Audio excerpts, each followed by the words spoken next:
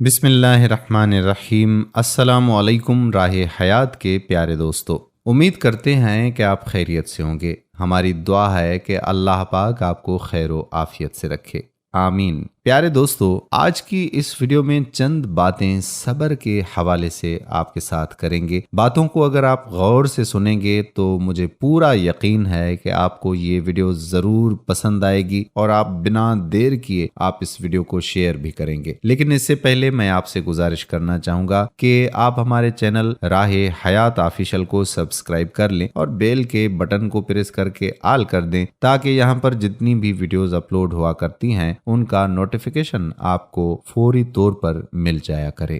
پس تحقیق اللہ تعالیٰ صبر کرنے والوں کے ساتھ ہے، یعنی جہاں صبر ہے وہاں اللہ تعالیٰ ہے، اور جہاں اللہ تعالیٰ ہے وہاں امید ہے، جہاں امید ہے وہاں یقین ہے، جہاں یقین نہیں ہے وہاں شک ہے، اور جہاں شک ہے وہاں شیطان ہے، جہاں شیطان ہے وہاں آدمی باغی ہے۔ ایسے ہی لوگوں کے دلوں پر اللہ تعالیٰ مہر لگا دیتا ہے اور سماعت کو سیلڈ کر لیتا ہے، اور آنکھوں پر گہرے دبیز پردے پڑ جاتے ہیں جن کے پیچھے کچھ نظر نہیں آتا۔ ایسے ہی لوگ گونگے بہرے بن جاتے ہیں، اور جب ایسا ہو جاتا ہے تو یہ آنکھوں کے اندھے قدرت کی نشانیاں دیکھ کر بھی اللہ تعالیٰ کی وحدانیت پر ایمان نہیں لاتے۔ صبر ایک ایسا عمل ہے جس کی بیلٹ پر زندگی رواں دواں ہے۔ اللہ تعالیٰ فرماتے ہیں کہ وہ جو ماں کے پیٹ میں طرح طرح کی تصویریں بناتا ہے۔ سورہ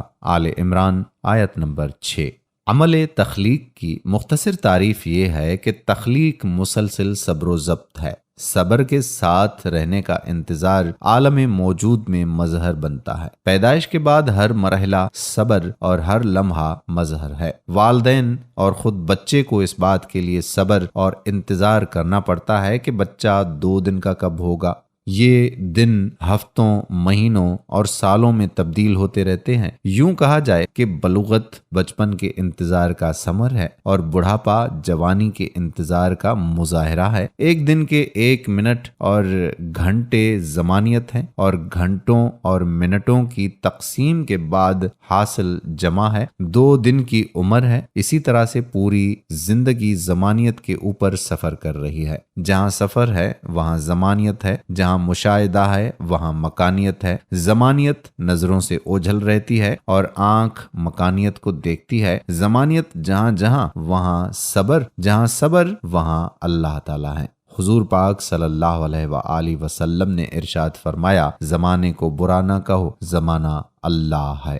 جب کوئی بندہ اس راز سے واقف ہو جاتا ہے کہ اللہ تعالیٰ صبر کرنے والوں کے ساتھ ہے، تو زندگی کے ہر 2 لمحات کے درمیان اس کا ذہن از خود اللہ تعالیٰ کی طرف منتقل ہوتا رہتا ہے۔ روایت ہے کہ ایک روز فرشتے حضرت ایوب علیہ السلام کی اطاعت گزاری اور اللہ رب العالمین کے حضور عبادت و ریاضت، عاجزی، انکساری اور فرما برداری کی تعریف کر رہے تھے۔ کسی طرح ابلیس بھی وہاں پہنچ گیا۔ اس نے کہا کہ ایوب علیہ السلام پر اللہ تعالیٰ نے انعام و اکرام کی بارش کی ہوئی ہے، یہی وجہ ہے کہ وہ نیک اور عبادت گزار ہے۔ اگر اللہ تعالیٰ حضرت ایوب علیہ السلام پر مصیبت نازل کر دے تو وہ شکر گزار بندہ نہیں رہے گا۔ اچانک حضرت ایوب علیہ السلام کے حالات خراب ہو گئے۔ مصیبتوں اور آزمائشوں کے دور نے حضرت ایوب علیہ السلام کو تہی دست کر دیا۔ آپ علیہ السلام کے غلے کے گوداموں میں آگ لگ گئی، مال اسباب جل کر راکھ کا ڈھیر بن گیا، حملہ آوروں نے غلاموں اور نوکروں کو ہلاک کر دیا، سب کچھ لوٹ لیا اور مویشی ساتھ لے گئے۔ حضرت ایوب علیہ السلام کی اولاد ایک ضیافت میں شریک تھی کہ مکان کی چھت گر گئی اور سب ملبے میں دب گئے۔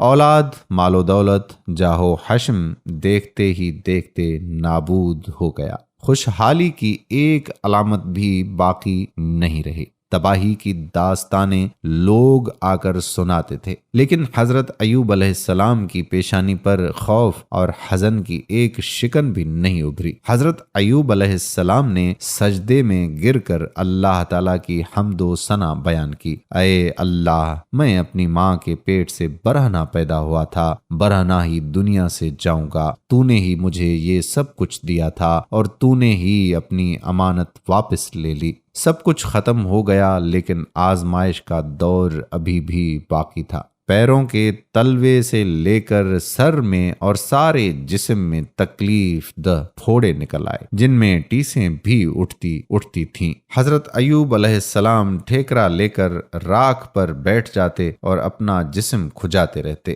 زبان صبر کے ساتھ حمد و ثنا میں مصروف رہی اور شکایت کا ایک لفظ بھی منہ سے نہیں نکلا۔ دنیا کے دستور کے مطابق عزیز و اقربا نے قطع تعلق کر لیا، صرف شریک حیات ساتھ رہ گئی۔ حضرت ایوب علیہ السلام کی تباہ حالی اور بیماری کی خبر بستی میں پھیلی تو 3 دوست آپ علیہ السلام کے پاس آئے۔ انہوں نے حضرت ایوب علیہ السلام کو راکھ کے ڈھیر کے اوپر لیٹے اور ٹھیکرے سے کھجاتے دیکھا تو درد و کرب اور غم و اندوہ سے ان کی زبانیں گنگ ہو گئیں۔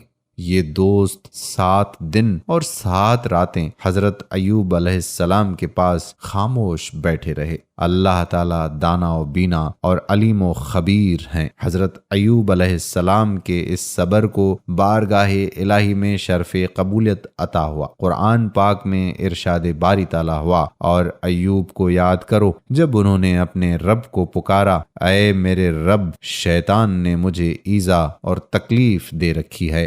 رحمت خداوندی جوش میں آئی اور حکم ہوا، زمین پر پیر مارو، یہ چشمہ نہانے کو ٹھنڈا اور پینے کو شیرین ہے۔ حضرت ایوب علیہ السلام نے زمین پر پیر مارا، زمین سے شفا بخش پانی ابل پڑا۔ حضرت ایوب علیہ السلام نے غسل کیا، پیاس بجھائی، دیکھتے ہی دیکھتے بدن پھوڑوں اور زخموں سے صاف ہو گیا۔ حضرت ایوب علیہ السلام کی زوجہ کا نام بی بی رحمہ یعنی رحمت ہے۔ بی بی رحمہ شام کو واپس لوٹیں تو بیمار اور ناتواں شوہر کو نہ پا کر پریشان ہو گئیں۔ دل گداز ہو گیا اور آنکھیں برسنے لگیں۔ روتے ہوئے اپنے شوہر کو ڈھونڈ رہی تھیں کہ قریبی پل پہ ایک صحت مند نوجوان مرد کو دیکھا۔ حضرت ایوب علیہ السلام نے مسکراتے ہوئے احوال سنایا۔ اللہ تعالیٰ کے فضل و کرم اور عنایت و رحم سے حضرت ایوب اور ان کی بیگم کا شباب لوٹ آیا۔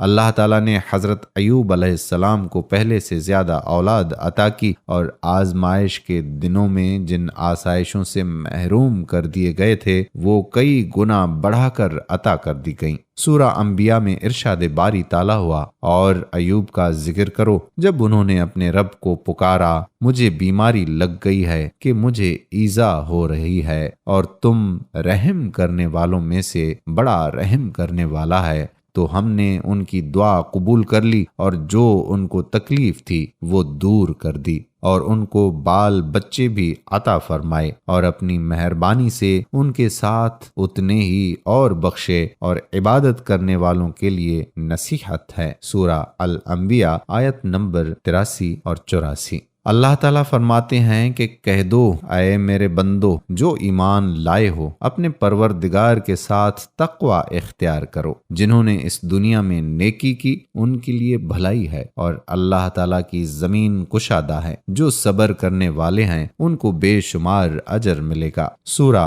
زمر آیت نمبر 10۔ صبر اللہ تعالیٰ کا نور ہے جو مادی حواس میں نورانیت داخل کر کے انسان کو اللہ تعالیٰ سے قریب کر دیتا ہے۔ صبر کا مفہوم یہ ہے کہ بندہ اپنی تدابیر اور کوششوں کا نتیجہ اللہ تعالیٰ پر چھوڑ دے، اپنے ارادے کی نفی کر کے اللہ تعالیٰ کو قادر مطلق جان لے، اور اپنے کاموں میں تاخیر اور ناکامی پر اللہ تعالیٰ کے ارادے اور فیصلے کا انتظار کرے۔ قدرت کی جانب سے جو حاصل ہو اس پر راضی رہے۔ صبر فرما برداری کا سسٹم ہے۔ صابر انسان پریشانی میں بھی مطمئن رہتا ہے۔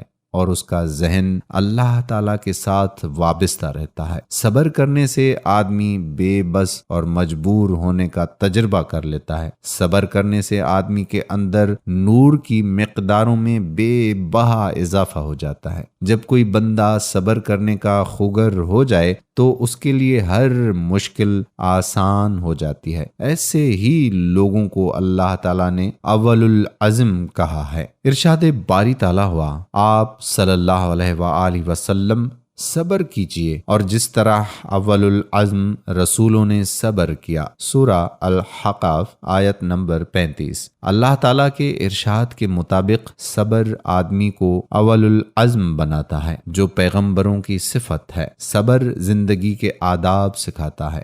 صبر اسفل سے علین کی طرف رجوع کرنے کی قوت عطا فرماتا ہے۔ ارشاد ہے، جنہوں نے صبر کیا اور نیک عمل کیے یہی ہیں جن کے لیے بخشش اور اجر عظیم ہے۔ سورہ ہود آیت نمبر 11۔ اور صبر اور صلوات سے مدد لیا کرو، بے شک یہ کام دشوار ضرور ہے مگر ان لوگوں پر دشوار نہیں جو عجز کرنے والے ہیں۔ سورہ بقرہ آیت نمبر 45۔ ان لوگوں کو دگنا بدلہ دیا جائے گا کیونکہ صبر کرتے ہیں اور بھلائی کے ساتھ برائی کو دور کرتے رہے ہیں، اور جو ہم نے ان کو دیا ہے اس میں سے خرچ کرتے ہیں۔ سورہ قصص آیت نمبر 53۔ اور اسماعیل اور ادریس اور ذوالکفل یہ سب صبر کرنے والے تھے، ان کو ہم نے اپنی رحمت میں داخل کیا اور بلا شبہ وہ نیک تھے۔ سورہ الانبیاء آیت نمبر 85 اور 86۔ صبر کا مفہوم ہے روکنا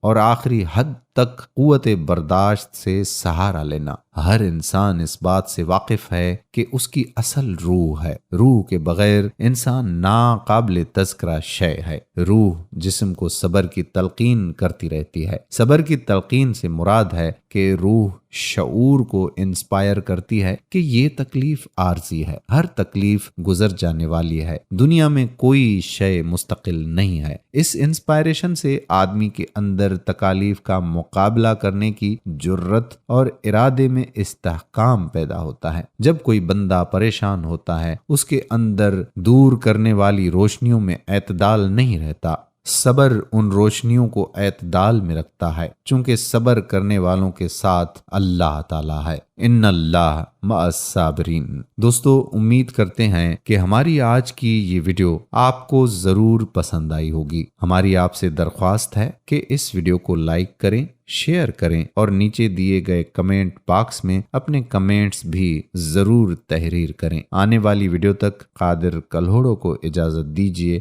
اللہ حافظ۔